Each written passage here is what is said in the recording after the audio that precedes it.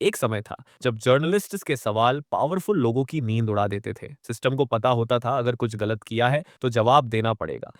आप उसको कोशिश कीजिए। आज सीन थोड़ा उल्टा हो गया है। अब सिस्टम जर्नलिस्ट्स के सवालों से नहीं, जर्नलिस्ट्स सिस्टम के रिएक्शन से डरते हैं। क्या क्या घंटा हो गया है तुम? आज के न्यू इंडिया में मीडिया और सिस्टम की दोस्ती इतनी गहरी हो चुकी है कि मीडिया के पास अब समय ही नहीं बचा सवाल पूछने का, क्योंकि ज्यादातर समय वो सिस्टम को खुश रखने में निकल जाता है। Why don't you get tired? आप थकते क्यों नहीं हैं? आप अपनी जेब में पर्स रखते हैं क्या? क्या हमारे प्रधानमंत्री आम खाते? ये दोस्ती इतनी नॉर्मल हो चुकी है कि अगर कोई गोडी एंकर गलती से भी दो सवाल पूछ ले तो लीडर्स को वो भी बर्दाश्त नहीं होता। सवाल सुनते ही चेहरे का रंग बदल जाता है और जवाब देने से पहले इरिटेशन दिखने लगता है। राहुल गांधी ये कर रहे हैं, राहुल गांधी वो कर रहे हैं, तो आप क्या कर रहे हैं? आप पॉपकॉर्न खा रहे हैं, तो आप मुझे क्या धमका रहे हैं? आप मुझे ये बताइए, क्यों पॉपकॉर्न खिला? लेकिन मर्यादा की सबसे बड़ी सीमा तब पार हुई जब सीनियर जर्नलिस्ट अनुराग डोरी ने मध्य प्रदेश के अर्बन डेवलपमेंट और हाउसिंग मिनिस्टर कैलाश विजयवर्गीय से सवाल पूछा। सवाल किसी पॉलिटिकल बयान पर नहीं था, सवाल किसी इलेक्शन पर नहीं था, सवाल था एक शॉकिंग इंसिडेंट पर। इंदौर में टॉयलेट का पानी ड्रिंकिंग वाटर में मिल गया और उसकी वजह से 10 लोगों की जान चली गई। इनमें एक छोटा बच्चा भी शामिल था। 100 से ज्यादा लोग हॉस्पिटल में भर्ती हुए और हजारों लोगों की सेहत अचानक बिगड़ गई। ये सब उस शहर में हुआ जिसे लगातार कई सालों से देश का सबसे क्लीन सिटी बताया जा रहा है। स्वच्छ भारत रैंकिंग्स में इंदौर ने लगातार टॉप पोजीशन रखी। पोस्टर लगे, होर्डिंग लगे, अवार्ड्स मिले, लेकिन उसी सिटी में लोगों के घरों तक जहर पहुंच गया। अब सवाल ये नहीं था कि गलती हुई या नहीं, अब सवाल ये था क्या मिनिस्टर ने इस पर कोई क्लैरिफिकेशन दिया? क्या उन्होंने ये समझाने की कोशिश की कि ऐसा कैसे हुआ? क्या उन्होंने जिम्मेदारी लेते हुए रेजिग्नेशन की बात की? नहीं। बहुत सारे लोगों को अभी तक जो रिफंड की बात कही गई थी वो भी नहीं मिला कैलाश जी, और पीने के पानी की ठीक से व्यवस्था छोड़ो यार, तुम फोकट प्रश्न मत पूछो। नहीं, फोकट नहीं, ये तो मैं तो वहाँ होकर आया हूँ। क्या क्या क्या घंटा हो गया है तुम? कैलाश जी बात ठीक से कीजिए, नहीं शब्दों का चयन ठीक करिए। कैलाश जी आप ढंग से बात नहीं कर रहे हैं। नहीं, आप ये क्या शब्द होता है कि घंटा घंटा क्या शब्द होता है? आप, मैं तो जाऊंगा, लहजा इनको सुधारने कहिए। इतने सीनियर मंत्री घंटा घंटा क्या बोलते रहते हैं? बात करने की तमीज नहीं है। हाँ और क्या, तुम मत किया कर, ठीक है? तो क्या घंटा बोलेंगे? सवाल कर रहे हैं ना हम, वो जवाब दे रहे हैं, आपको क्या हो रहा है? वो हमारा लीडर है। तो घंटा बोलेंगे मुझे, वो हमारा लीडर तो क्या करेंगे? हमारे 10 लोग मर गए, हम पूछा नहीं सवाल। कुछ भी बोलोगे कि हमारा क्या लीडर पूछा है? बोले हमने गाली दी है क्या? जो अपना काम करो। अब यहाँ एक बड़ा सवाल अपने आप खड़ा होता है। ये देश खुद को वर्ल्ड्स लार्जेस्ट डेमोक्रेसी कहता है और सत्ता में बैठी पार्टी खुद को वर्ल्ड्स लार्जेस्ट पॉलिटिकल पार्टी बताती है। तो फिर सवाल ये है, इतनी बड़ी डेमोक्रेसी में इतनी बड़ी पार्टी के इतने बड़े लीडर्स के शब्द इतने छोटे क्यों पड़ जाते हैं? इतनी ताकत के बावजूद, इतनी जिम्मेदारी के बावजूद जवाब देने की जगह चिढ़ क्यों दिखती है? क्या घंटा हो गया है तुम? इस पूरे मामले में विजयवर्गीय का पहला रिस्पॉन्स बहुत साफ था। उन्होंने रिपोर्टर से कहा, अनावश्यक सवाल मत पूछिए। मतलब सवाल पर नहीं, सवाल पूछने वाले पर बात, समस्या पर नहीं, प्रोसेस पर सवाल। और यहीं से पूरी कॉन्सर्वेशन का डायरेक्शन बदल जाता है। अब यहाँ एक बात साफ समझनी जरूरी है। रिपोर्टर को यह कह देना कि अननेसेसरी सवाल मत पूछिए अपने आप में गलत नहीं है, लेकिन सवाल यह है अननेसेसरी आखिर किसे कहा जा रहा है? Non biological claims, mushrooms, international awards, इन सब पर सवाल पूछे जाएं तो कोई थकता नहीं। घंटों डिस्कशन होता है, लंबे बाइट्स मिलते हैं, पूरा नैरेटिव तैयार किया जाता है। लेकिन जब बात आती है 10 लोगों की मौत की, जब सवाल होता है कि ये कैसे हुआ, तो अचानक कहा जाता है क्या ये सवाल पूछना जरूरी है? मतलब सिंबॉलिक बातों पर चर्चा जरूरी है, लेकिन असली जिंदगियों पर सवाल ऑप्शनल हो जाता है। और यहीं पर प्रॉब्लम सवाल पूछने वाले में नहीं, प्रायोरिटी में नजर आती है, क्योंकि ये सवाल किसी आइडियोलॉजी पर नहीं था। ये सवाल सीधे सिस्टम की जिम्मेदारी पर था और शायद यही सबसे अनकंफर्टेबल सवाल होता है। कुछ सवाल ऐसे होते हैं जिन पर सिस्टम आराम से बैठकर बात करता है। औरंगजेब, पवार, नेहरू, गांधी, इन नामों पर घंटों डिस्कशन चलता है। टीवी स्टूडियो सज जाते हैं, पैनल्स बन जाते हैं और कभी कभी तो पूरा का पूरा 56 मिनट का मोनोलॉग भी मिल जाता है, क्योंकि ये सवाल पास्ट से जुड़े होते हैं। इनसे आज किसी की सीधी जिम्मेदारी नहीं बनती, लेकिन जैसे ही सवाल प्रेजेंट में आता है, जैसे ही बात होती है टॉयलेट के पानी की जो ड्रिंकिंग वाटर में मिला, जैसे ही सवाल उठता है लोगों की मौत का, अर्बन प्लानिंग की लापरवाही का, तो सिस्टम को ये सवाल भारी लगने लगते हैं। अब ये सवाल हिस्ट्री के नहीं थे, ये सवाल अकाउंटेबिलिटी के थे और शायद यही वजह है कि जब अनुराग डोरी अपने सवाल पर टिके रहते हैं, जब वो पीछे हटने से इनकार करते हैं, तो जवाब एक्सप्लेनेशन में नहीं आता, जवाब डिबेट में नहीं आता, जवाब एक शब्द में आता है। क्या घंटा हो गया है तुम? पूरे एपिसोड के बाद जो डिस्कशन देश भर में चलने लगा वो भी अपने आप में काफी डिस्टर्बिंग था। कई लोग ये समझाने लगे कि शायद कैलाश विजयवर्गीय का इरादा किसी को इंसल्ट करने का नहीं था, शायद वो सिर्फ अपनी फ्रस्ट्रेशन जाहिर कर रहे थे। लेकिन सवाल इरादे का नहीं था, सवाल मैसेज का था। क्योंकि जब कोई मिनिस्टर पब्लिक सवाल के जवाब में ऐसा शब्द इस्तेमाल करता है तो वो सिर्फ एक जर्नलिस्ट से नहीं बोल रहा होता, वो पूरे देश को एक सिग्नल दे रहा होता है कि मुझे आपकी राय से फर्क नहीं पड़ता, कि मुझे आपकी असुविधा से फर्क नहीं पड़ता और कि जवाब देना मेरी प्राथमिकता नहीं है। कुछ लोगों ने तो इस शब्द को परफॉर्मेंस रिव्यू की तरह पढ़ लिया, जैसे ये बताने की कोशिश हो कि मध्य प्रदेश में अब तक क्या काम हुआ है। क्या घंटा हो गया? लेकिन अगर काम बोलता तो शब्दों की जरूरत नहीं पड़ती। इस पूरे मामले में मेन स्ट्रीम मीडिया की भूमिका भी अलग नहीं दिखी। अक्सर देखा गया कि कोई भी आता है, एक सवाल करता है और फिर आगे बढ़ जाता है, कोई ठहरता नहीं, कोई जोर नहीं देता। लेकिन इस बार अनुराग डोरी ने उस शब्द को नजरअंदाज नहीं किया, उन्होंने पलटकर सवाल किया और तभी एक और चीज साफ दिखी। मिनिस्टर बातचीत से हटने लगे, जल्दी में वहां से निकलने लगे और उसी वक्त उनके सपोर्टर्स बीच में आ गए। बात सवाल की नहीं रही, बात लीडर को बचाने की हो गई। वो हमारे लीडर है। तो घंटा बोलेंगे मुझे? वो हमारे लीडर है। तो क्या करेंगे? हमारे 10 लोग मर गए, हम पूछे नहीं सवाल। कुछ भी बोलोगे कि हमारे क्या लीडर पूछा है? बोले हमने गाली दी है क्या? जाओ अपना काम करो।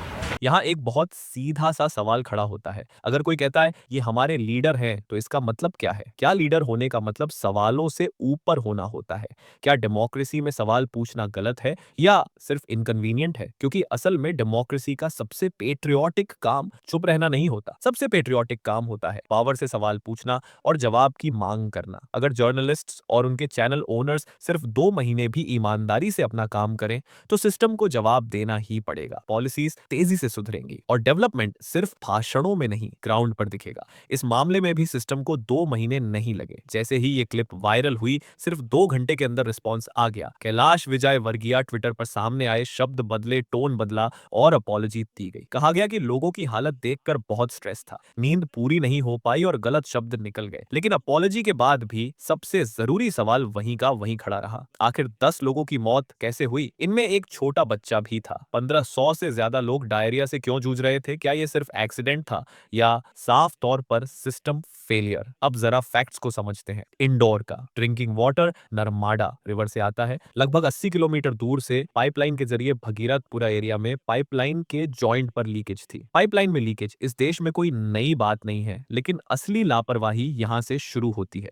लीकेज के ठीक ऊपर एक नया टॉयलेट बना दिया गया। उस टॉयलेट का कोई सेप्टिक टैंक नहीं था, मतलब पूरा वेस्ट सीधे नीचे एक पिट में जा रहा था और वही पिट ड्रिंकिंग वाटर पाइपलाइन के ऊपर थी। इसे समझने के लिए इंजीनियर होना जरूरी नहीं। जब लीकिंग पाइप में टॉयलेट का वेस्ट मिल जाएगा तो जो पानी लोगों के घरों तक पहुंचेगा वो पानी नहीं, स्लो पॉइजन होगा। सबसे अहम सवाल यही है, कौन ड्रिंकिंग वाटर पाइपलाइन के ऊपर टॉयलेट बनाने की इजाजत देता है? और उससे भी बड़ा सवाल, जब लोकल्स 2 महीने से शिकायत कर रहे थे, जब प्रोटेस्ट हो रहे थे कि पानी में कुछ गलत है, तब किसी ने क्यों नहीं सुना? किसी ने क्यों एक्शन नहीं लिया? फाइल्स चलती रही, मीटिंग्स होती रही और ग्राउंड पर लोग बीमार होते रहे। जब बाबू और मिनिस्टर्स की नींद खुली तब तक बहुत देर हो चुकी थी। जब प्रेशर बढ़ने लगा और सवाल तेज होने लगे तब कैलाश विजयवर्गीय भगीरथपुरा एरिया पहुंचते हैं। इंदौर में इस बार ऑफिस या मंच पर नहीं, सीधे ग्राउंड पर, वो भी 2 व्हीलर पर, ताकि ये संदेश जाए कि वो लोगों के बीच हैं, लोगों के साथ खड़े हैं, कम से कम कैमरास और मीडिया के सामने। लेकिन ग्राउंड पर माहौल अलग था। लोगों का सब्र अब जवाब मांग रहा था, खास तौर पर वहां की महिलाएं। उन्होंने मिनिस्टर को रोका और सीधे सवाल पूछे। इतने महीनों तक एडमिनिस्ट्रेशन ने इस सिचुएशन को क्यों नजरअंदाज किया? जब कंप्लेंट्स आ रही थी तो एक्शन क्यों नहीं लिया गया? ये सवाल गुस्से से नहीं, थकान से पूछे जा रहे थे। और ये भी एक संकेत था कि भरोसा धीरे धीरे टूट चुका है। इतना ही नहीं, एक विक्टिम के परिवार ने मिनिस्टर से मिलने से साफ मना कर दिया, क्योंकि उनके लिए अब बयान नहीं, जवाब जरूरी था। इसी बीच इंदौर से एक और खबर सामने आई। हॉस्पिटल ट्रीटमेंट को लेकर सरकार ने फ्री ट्रीटमेंट का ऐलान किया था, लेकिन ग्राउंड पर कई लोगों को जबरदस्ती डिस्चार्ज कर दिया गया। कहा गया अब आप जा सकते हैं। और कुछ मामलों में हॉस्पिटल ने इलाज के नाम पर भारी रकम भी मांगी। मतलब अनाउंसमेंट एक तरफ और रियलिटी दूसरी तरफ, और यहीं पर सिस्टम की सबसे बड़ी दरार साफ दिखाई देती है। कहा था कि फ्री में इलाज होगा, क्या स्थिति बता जरा? 50,000 रुपए जमा करवा के छुट्टी दी। छुट्टी करा के प्रशासन ने नहीं दी। कह रहे थे कि इलाज चलेगा अभी आपका लंबा, और जब सरकार ने की फ्री इलाज होगा तो उन्होंने छुट्टी भी कर दी, हॉस्पिटल वालों ने छुट्टी कर दी। जब सरकार लोगों को सिर्फ नंबर्स की तरह देखने लगती है तो ऐसी घटनाएं अचानक नहीं लगती, इनएविटेबल लगने लगती हैं। और इस मामले में सरकार एक अलग ही परेशानी में है, क्योंकि इस बार नेहरू को ब्लेम करने का ऑप्शन भी नहीं है। इंदौर तक नर्मदा का पानी पाइपलाइन के जरिए लाना बीजेपी का एक फ्लैगशिप प्रोजेक्ट रहा है। सालों से इसे डेवलपमेंट की मिसाल बताया गया, लेकिन आज उसी पाइपलाइन की वजह से शहर में डर और मातम फैला है। इंदौर में पिछले लगभग 25 सालों से बीजेपी सत्ता में है। लोगों ने बार बार भरोसा दिखाया। अब वही लोग पूछ रहे हैं, क्या यही उस भरोसे का नतीजा है? मामला गंभीर है, लेकिन फोकस लोगों की परेशानी से ज्यादा सरकार को बचाने पर दिखता है। एमपी कांग्रेस चीफ जितू पटवारी का आरोप है कि इंदौर में मौतों की सही संख्या पूरी तरह सामने नहीं रखी जा रही, और यह पहली बार नहीं है। कुछ महीने पहले फेक कॉफ सिरप मामले में 20 से ज्यादा बच्चों की जान गई। उस वक्त भी पहले डैमेज कंट्रोल हुआ, फिर धीरे धीरे फैक्ट्स सामने आए। इतनी डेवलपमेंट के बाद भी अगर हम ये तक नहीं जानते कि मरने वालों की एग्जैक्ट संख्या क्या है, तो सवाल उठना लाजमी है। उस वक्त मुद्दा दवा था, आज मुद्दा पानी है। दिल्ली की हवा पहले ही जहरीली है। लोग हर तरफ से बेसिक सर्वाइवल के लिए लड़ रहे हैं, लेकिन फिर भी ज्यादातर लोग 2 सवाल पूछने की हिम्मत नहीं जुटा पाते।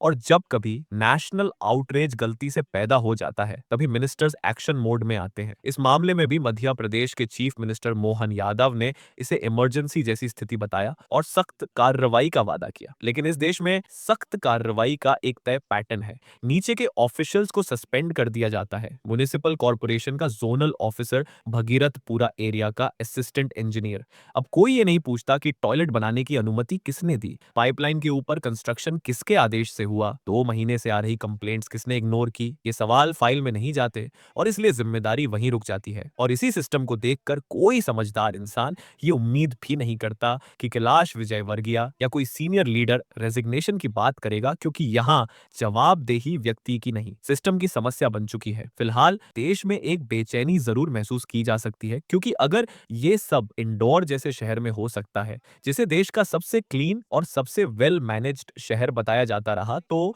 फिर सवाल अपने आप उठता है, बाकी शहरों का क्या हाल होगा, जहां ना कैमरा ज्यादा जाते हैं, ना अवार्ड्स ज्यादा मिलते हैं, जहां इंफ्रास्ट्रक्चर इतना शोकेस भी नहीं किया जाता, वहां ड्रिंकिंग वाटर किन हालातों से गुजर रहा होगा, जहां टॉयलेट बनाए गए हैं, उनका वेस्ट कहां जा रहा है, किस पाइपलाइन के ऊपर क्या खड़ा है और कौन ये सब चेक कर रहा है। ये डर सिर्फ इंदौर तक सीमित नहीं है, ये डर हर उस शहर में फैलता है जहां लोग बिना सवाल पूछे पानी पी रहे हैं। इसी माहौल में एक बात थोड़ी राहत भी देती है कि अब भी कुछ जर्नलिस्ट्स बचे हुए हैं, जो नॉइज से नहीं सवाल से काम करते हैं, जो कंफर्ट जोन में नहीं ग्राउंड रियलिटी में जाते हैं, जो सिस्टम को परेशान करने के लिए नहीं जवाबदेह बनाने के लिए सवाल पूछते हैं। और शायद यही वजह है कि आज भी जर्नलिज्म पूरी तरह मरा नहीं है। अनुभवी खिलाड़ी ये सब बहुत अच्छी तरह जानते हैं। उन्हें पता है कि लोगों ने आज दर्द झेला है, लेकिन उन्हें यह भी पता है कि कल कोई नया मुद्दा आ जाएगा। आज का गुस्सा कल या तो भुला दिया जाएगा या फिर किसी योजना या कुछ हजार रुपये के वादे में कन्वर्ट कर लिया जाएगा। यही वजह है कि सिस्टम लंबी याददाश्त पर नहीं, शॉर्ट अटेंशन स्पैन पर काम करता है।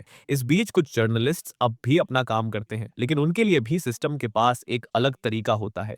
सवाल बंद करवाने का रिपोर्टर से नहीं, उसके बॉस से बात होती है, और कई बार इतना ही काफी होता है। इस केस में भी ऐसा ही कुछ देखने को मिला।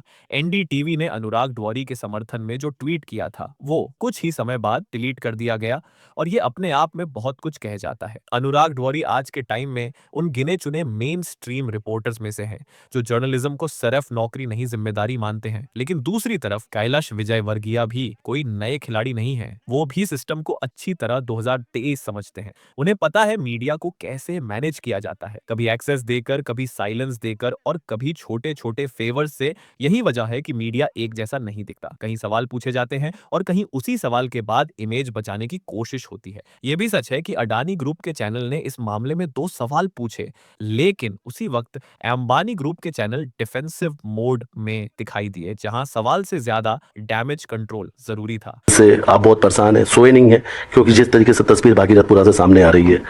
कौन सो सकता है? आप भी नहीं सोए, मैं कल से देख रहा हूँ आपको ऐसे कैसे लगे वहाँ। और यही फर्क आज के मीडिया लैंडस्केप को सबसे ज्यादा एक्सपोज करता है। कई बार ऐसा लगता है कि कुछ लीडर्स महिलाओं को लेकर एक अलग ही सोच रखते हैं, ऐसी सोच जो मॉडर्न इंडिया से काफी पीछे छूट चुकी है। जब मध्य प्रदेश में ऑस्ट्रेलियन विमेन क्रिकेटर्स के साथ छेड़छाड़ की घटना हुई तो उस पर आई प्रतिक्रियाएं देश के अंदर ही नहीं, देश के बाहर भी एम्बैरेसमेंट का कारण बनी। उस वक्त फोकस विक्टिम्स की सुरक्षा पर नहीं, उनके व्यवहार पर चला गया, और यही होता है विक्टिम ब्लेमिंग। लेकिन यही लैंग्वेज और यही एटीट्यूड हर किसी के लिए नहीं होता, क्योंकि सत्ता के अंदर एक और कहानी भी चलती है। कैलाश विजयवर्गीय के बेटे आकाश विजयवर्गीय का मामला लोगों को आज भी याद है, जहां एक सिविक ऑफिसर के साथ मारपीट का वीडियो सामने आया। बाद में कोर्ट में उस वीडियो की ऑथेंटिसिटी साबित नहीं हो पाई और आकाश विजयवर्गीय रिहा हो गए। कानून ने अपना काम किया, लेकिन सवाल यहां भी वही रहा, क्या यही ट्रीटमेंट किसी आम नागरिक को मिलता अगर किसी सामान्य व्यक्ति ने किसी पब्लिक सर्वेंट पर हाथ उठाया होता? तो शायद कानूनी धाराएं काफी सख्त होती। यही वजह है कि कैलाश विजयवर्गीय अक्सर हेडलाइंस में काम की वजह से नहीं, बयानों की वजह से रहते हैं। कभी वो कहते हैं कि लड़कियों को इस तरह के कपड़े नहीं पहनने चाहिए, कभी वो लड़कियों की तुलना सुर्पनाखा से कर देते हैं, यानी महिलाओं की सुरक्षा पर बात कम, उनकी मॉरल पॉलिसिंग ज्यादा। लेकिन जब सवाल कामकाज का आता है, जब सवाल एडमिनिस्ट्रेशन की फेलियर का आता है, तो वही जवाब एक शब्द में सिमट जाता है खांटा। अगर यही घटनाएं किसी डेवलप्ड कंट्री में होती तो शायद रेजिग्नेशंस की लाइन लग जाती, लेकिन यहाँ स्ट्रैटेजी अलग है। पहले स्टेटमेंट, फिर नैरेटिव कंट्रोल और फिर अगले मुद्दे का इंतजार। जबकि हकीकत यह है कि इस देश में ड्रिंकिंग वाटर पहले ही कई जगह अनसेफ है, कहीं हैवी मेटल्स, कहीं केमिकल कंटामिनेशन। ये रिपोर्ट्स नई नहीं है, लेकिन सवाल पूछने की आदत धीरे धीरे खत्म होती जा रही है और अब टॉयलेट वेस्ट भी पानी में मिल रहा है। ये सिर्फ नेग्लिजेंस नहीं, ये वार्निंग है। अब सवाल ये नहीं है कि सत्ता में कौन आएगा, कौन जीतेगा। ये सवाल भी नहीं है कि 2029 में कौन सरकार बनाएगा। सवाल ये है सत्ता में आने के बाद काम होगा या नहीं। सवाल ये है आज कौन किसे नुकसान पहुंचा रहा है। इतिहास की बहस बहुत हो चुकी, औरंगजेब, बबूर, नेहरू सब इतिहास बन चुके। आज का सवाल आज का है, और अगर सवाल पूछने वाले ही चुप कराए जाते रहे तो हो सकता है आने वाले समय में सवाल ही बैंड हो जाए। लेकिन डेमोक्रेसी यही खत्म नहीं होती, डेमोक्रेसी जिंदा रहती है जब आप और मैं सवाल पूछते हैं, जब हम अकाउंटेबिलिटी मांगते हैं। अगर आप चुप बैठना चाहते हैं तो वो भी आपका हक है, लेकिन याद रखिए एक समय था जब हम रोटी, कपड़ा और मकान के लिए संघर्ष कर रहे थे। आज हालात ऐसे बन रहे हैं कि हम साफ हवा और साफ पानी के लिए संघर्ष करेंगे, और शायद यही सबसे बड़ा सवाल है।